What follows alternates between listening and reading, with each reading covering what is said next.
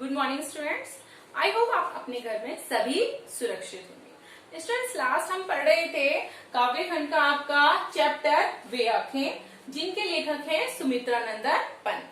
तो जो वे आंखें की हम पोयम पढ़ रहे थे वो हमारी अभी इनकम्प्लीट थी। तो आज आइए हम अगला पैराग्राफ समझते हैं। देखिए, बिका दिया घर द्वार, महाजन ने ना ब्याज की कौड़ी छोड़ी।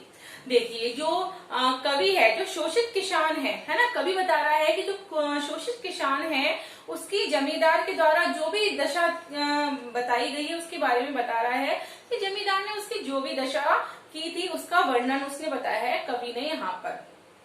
तो बिका दिया घर द्वार, तो जमींदार ने किसान से अपने पैसे वसूल करने के लिए, किसान ने जमींदार से क्या लिया था, कर्ज लिया था। तो उसके पैसे वसूल करने के लिए जमींदार ने किसान का जो भी था घर बार वो सारी चीजें क्या करवा दी थी, बिकवा दी थी। और महाजन ने अपने ब्याज की, महाजन ने ना ब्याज की कौड़ी छोड़ी, महाजन ने अपने ब्याज की कौड़ी वसूलने के लिए कोई कसर बाकी नहीं रखी। अर्थात कहने का तात्पर्य है कि कवि ने यहाँ जमींदार की शोषित दशा का वर्णन करते हुए हमें बताया है कि उसकी उसने जो ब्याज लिया था, है ना, जमींदार से जो ब्याज लिया था उसके कारण उस ब्याज को चुकाने के लिए किसान का जो घर द्वार है वो सारी चीजें क्या हो गई हैं, बिक गई हैं। साथ ही साथ महाजन ने ना ब्याज की, और जो महाजन लोग होते हैं जो ब्याज लेते हैं उसने मतलब एक रुपया भी, कौड़ी भी नहीं छोड़ी, अर्थात सारा पैसा वसूल कर दिया। और इस वजह से जो बेचारा किसान था उसकी नीलामी हो गई। और तो और वो कह रहे हैं कि रह रहे आंखों में चुपती वह कुर्क हुई बर्धों की जोड़ी। बर्धों का मतलब होता है स्टूडेंट जो बैलों की जोड़ी होती है उसको कहते हैं वह। और तो और उसका पैसा वसूल करने के लिए उन्होंने उस बैलों को भी नीलाम कर दिया, अर्थात उस बैलों की जोड़ी को भी नीलाम कर दिया, जो जिसकी याद किसान की आंखों में दिन भर क्या करती है, चुपती रहती है। अर्थात उसको बार बार उन बैलों की जोड़ों की याद आती रहती है। और आगे वो कहते हैं उजरी उसके सिवा किसके कब। उजरी का मतलब होता है सफेद, जो सफेद गाय थी, है ना, पास दुहाने न आने देती। लेखक कह रहे हैं कि और वो उसकी उजरी गाय जो थी, सफेद गाय जो थी, उसको भी खोलकर ले गया अपने साथ, जो किसान के सिवा किसी को भी अपना दूध दोहने नहीं देती थी। अर्थात सिर्फ और सिर्फ किसान ही ऐसा था जो अपनी उस गाय की दूध को दुहा करती थी। एक बार फिर से देख लेते हैं हम पूरा चारों लाइनों का। देखिए, बिका दिया घर द्वार। देखिए, कवि जो है किसान की जो शोषण किसान है उसकी दारुण यानी दुखदायी दशा का वर्णन करते हुए हमें कहता है कि जो जमींदार है उस जमींदार ने किसान से अपने रुपए वसूल करने के लिए उसके घर द्वार जो भी चीजें थी उन सारी चीजों को क्या करवा दिया था, बिकवा दिया था। अर्थात वो सारी चीजें उस कारण से बिक गई थी। और महाजन, जो महाजन होते हैं जो ब्याज देते हैं, महाजन ने अपने ब्याज की कौड़ी वसूल करने के लिए कोई भी कसर नहीं छोड़ी, अर्थात कोई कमी नहीं छोड़ी, उसके ऊपर कोई दया रहम कुछ भी उन्होंने नहीं दिखाया। और महाजन तो उसके सारी चीजें बिकवाने पे तुला हुआ था। उसने तो किसान की जो दो बैलों की जोड़ी थी वो भी नीलाम कर दी, और उन बैलों की याद में जो किसान है, उन बैलों की याद में किसान को ये बात कहीं ना कहीं उसकी आंखों में चुभती रहती है कि वह उसे बहुत ज्यादा पसंद करता था। साथ में वो कह रहे हैं उजरी उसके सिवा किसे कब, पास दुहाने आने देती, आंखों में नाचा करती, उजड़ गई जो सुख की खेती। आगे हमें कवि बता रहे हैं नेक्स्ट लाइन में कि उजरी यानी कि जो उसकी सफेद रंग की प्यारी सी गाय थी उजरी रंग की, उसकी को भी वो खोलकर अपने साथ ले गया, जो किसान को अपना दूध दोहने के अलावा किसी को हाथ भी नहीं लगाने देती थी। अर्थात जो किसान था सिर्फ वही उसका दूध दोहा करता था। और जमींदार महाजन की भेंट चढ़ गई, कहीं ना कहीं बैल की जो जोड़ी थी वो भी महाजन और जमींदार की भेंट चढ़ गई, और जो उसकी उजरी गाय थी वो भी कहीं ना कहीं भेंट चढ़ गई। आगे वो कहते हैं आंखों में नाचा करती है, उजड़ गई जो सुख की खेती। अब किसान का जो सुखों का हरा भरा घर था, सब जो सुख था वो कहीं ना कहीं क्या हो गया है, पूरी तरह से उजड़ गया है, बर्बाद हो गया है। अब तो सुखी संसार की यादें किसानों की आंखों में ही नाचती रहती हैं। जिस तरह हमारी जो अच्छी यादें होती हैं, सुख की यादें होती हैं, वो कहीं ना कहीं हमारे वो अपनी आंखों में दिखती हैं जब हम उन्हें याद करते हैं। तो इसी तरह कवि बता रहे हैं कि जो उसकी सुख की यादें थी अब तो सिर्फ उसकी आंखों में ही नाचा करती हैं। और बैलों की जो जोड़ी थी उजरी गाय की याद अब उसकी आंखों में करुणा बनके, पीड़ा बनकर उसके भाव उतर कर आते हैं।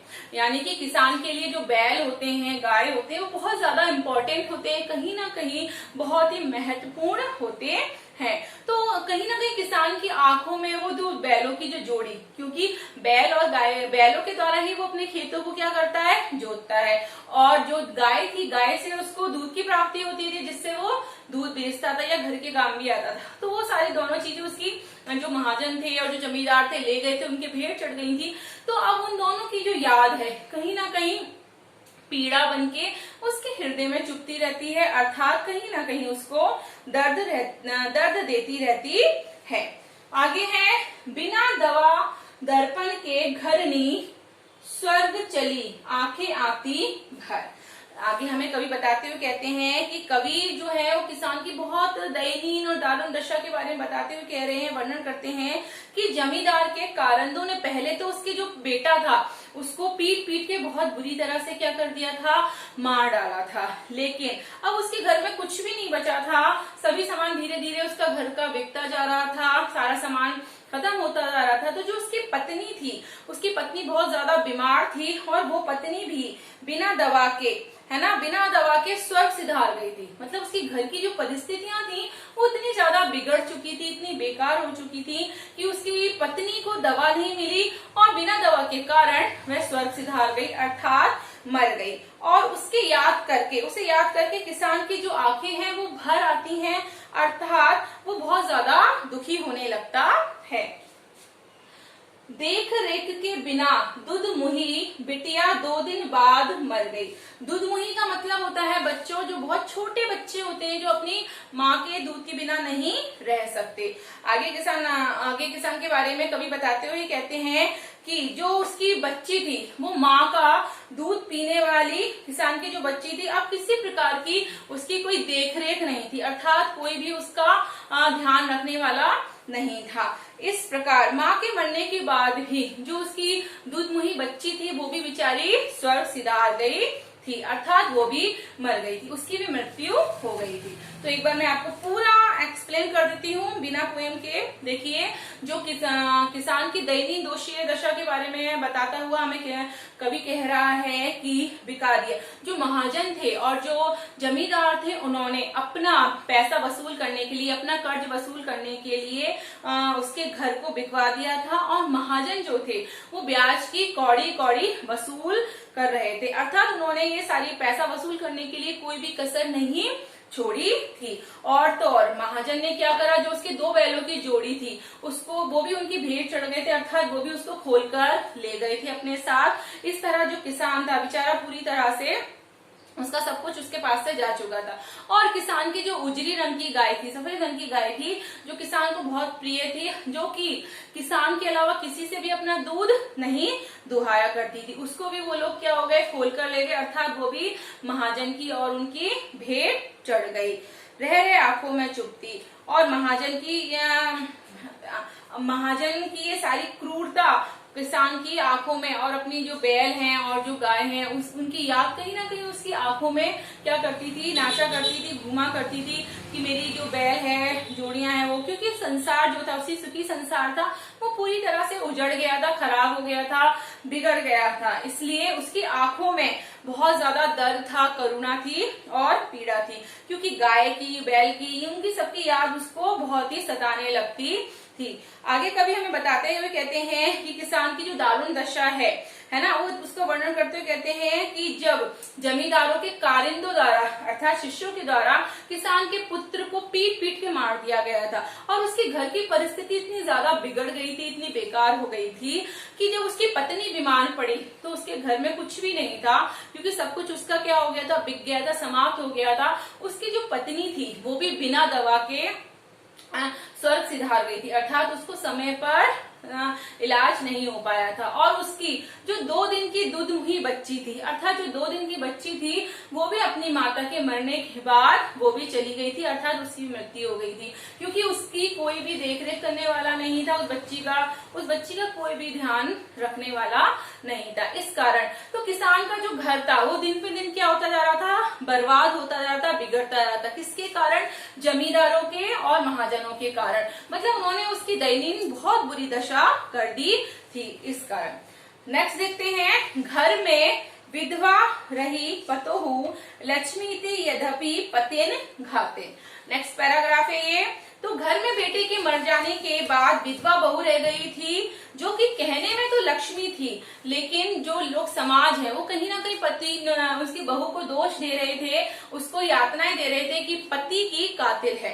पहले के जमाने ऐसा हुआ करता था कि समाज में विधवाओं को अच्छे से नहीं स्थान मिलता था और विधवाओं को पति का कातिल माना जाता था कि ओहो ये तो पति को खा गई, ये तो इतनी कलंकनी है, ऐसे। तो इस तरह से वो कह रहे हैं कि घर में जो विधवा बहू थी वो रह गई थी, जो कहने को नाम को तो लक्ष्मी थी, लेकिन परंतु वो वैसे पति के प्राणों की घातिन थी। अर्थात जो समाज था वो विधवा स्त्री को अच्छा नहीं मानता था और वो कहते थे ये तो प्राण घातिन है अपने पति की, अर्थात जिसने अपने पति पर अत्याचार करे उसे मारा है।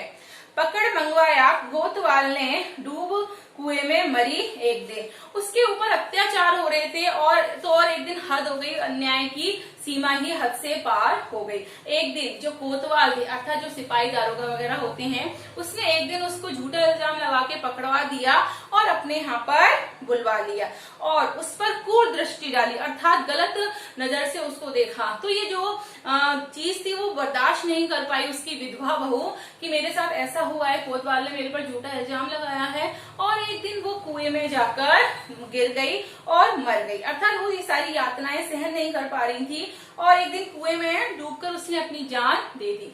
इस प्रकार किसान का जो पूरा परिवार था वो बिखर गया था, बर्बाद हो गया था, अर्थात समाप्त हो गया था। और उसकी आंखों में कहीं ना कहीं पीड़ा के भाव जागृत हो रहे थे किसान के, क्योंकि वो काफी परेशान था, बहुत ज्यादा दुखी था। आगे देखिए, खैर पैर की जूती जोरू ना सही एक दूसरी आती, है ना। कवि कहता है किसान का ऐसा मानना है कि जो पत्नी होती है वो तो पैर की जूती के समान है, अर्थात पैर की जूती के समान है। यदि एक नहीं रहेगी तो दूसरी आ जाएगी, अर्थात अगर एक पत्नी मर जाती है तो वो दूसरी से शादी कर लेगा, दूसरी आ जाएगी, दूसरी लड़की से विवाह कर लेगा। लेकिन वो अपने पर जवान लड़के की सुध कर साप लौटते फटती चाहती। लेकिन वो कहता है कि जवान बेटे की जो मृत्यु है वो वहां से वो वापस कैसे आएगा, उसका बेटा वापस नहीं आ सकता। तो उसको सोच सोच कर, याद कर करके किसान के हृदय पर सांप लौटने लगते हैं। और जमींदार को जब वो याद करता है कि जमींदार के कारणों द्वारा उसके बेटे की मृत्यु हुई थी, तो उसकी छाती पर सांप लौटने लगते हैं, उसकी छाती जो है वो फटने लगती है। यहाँ कवि जो है उसका कवि का ये अभिप्राय है, वो ये कहना चाहता है कि किसान को जो अपनी पत्नी से मरने से ज्यादा दुख अपने बेटे का है, क्योंकि पत्नी तो दूसरे आ सकती है लेकिन बेटा दूसरा नहीं आ सकता, क्योंकि जवान बेटे की मौत हुई थी। तो इस प्रकार कवि बताने की कोशिश कर रहा है कि किसान को अपनी पत्नी का इतना दुख नहीं है मरने का, बेटे का ज्यादा दुख है। और उसको जब ये वो सारी चीजें सोचता है तो दुख के कारण कहीं ना कहीं उसकी जो छाती है वो क्रोध से भर आती है, फटने लग जाती है। नेक्स्ट देखिए, पिछले सुख की स्मृति आंखों में क्षण भर एक चमक है लाती, तुरंत शून्य में गढ़ व चितवत तीखी नौक सदृश बन जाती। किसान की आंखों में जब अपने पारिवारिक सुखों की स्मृतियां आने लगती हैं, दौड़ने लगती हैं, तब क्षण भर के लिए उसकी आंखों में उदास पीड़ा होने लगती है, अर्थात उसकी जो आंखें हैं उदासी से छा जाती हैं, पीड़ा से छा जाती हैं और कहीं ना कहीं आंखों में चमक आने लगती है। उस पश्चात जब उसे वास्तविकता का आभास होता है, अर्थात वह याद तीखी नोक की भांति उसको बनकर उसके हृदय में चुभने लगती है। जो यादें हैं हमारी, जो बहुत कड़वी यादें हैं, वो कहीं ना कहीं तीखी होती हैं और वो कहीं ना कहीं हमारे हृदय में चुभने लगती हैं। उसकी आंखों की जो चमक है वो कहीं ना कहीं गायब हो जाती है, अर्थात लुप्त हो जाती है और समाप्त हो जाती है।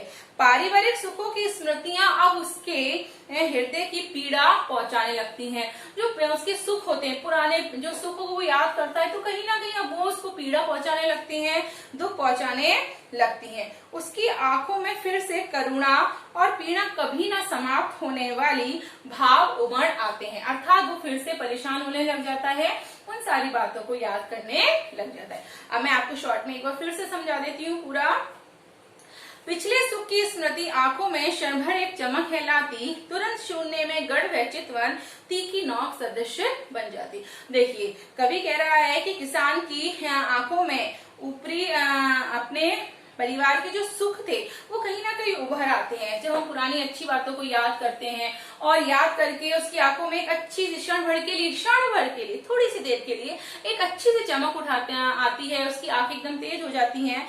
लेकिन जैसे ही वो चमक आने लगती है, उसके पश्चात जब उसे हकीकत का पता चलता है कि जमींदार जो थे, कारिंदे जो थे, उन्होंने उसके घर परिवार को पूरी तरह से नष्ट कर दिया, बर्बाद कर दिया, तो कहीं ना कहीं उसकी जो आंखों की चमक होती है वो क्या हो जाती है, गायब हो जाती है, समाप्त हो जाती है, और उसकी आंखों में दर्द, पीड़ा, करुणा के भाव दिखाई देते हैं जो कभी भी समाप्त नहीं होंगे। तो स्टूडेंट्स, आपका जो ये चैप्टर था वे आंखें आज हमारा कंप्लीट हो गया है। Thank you.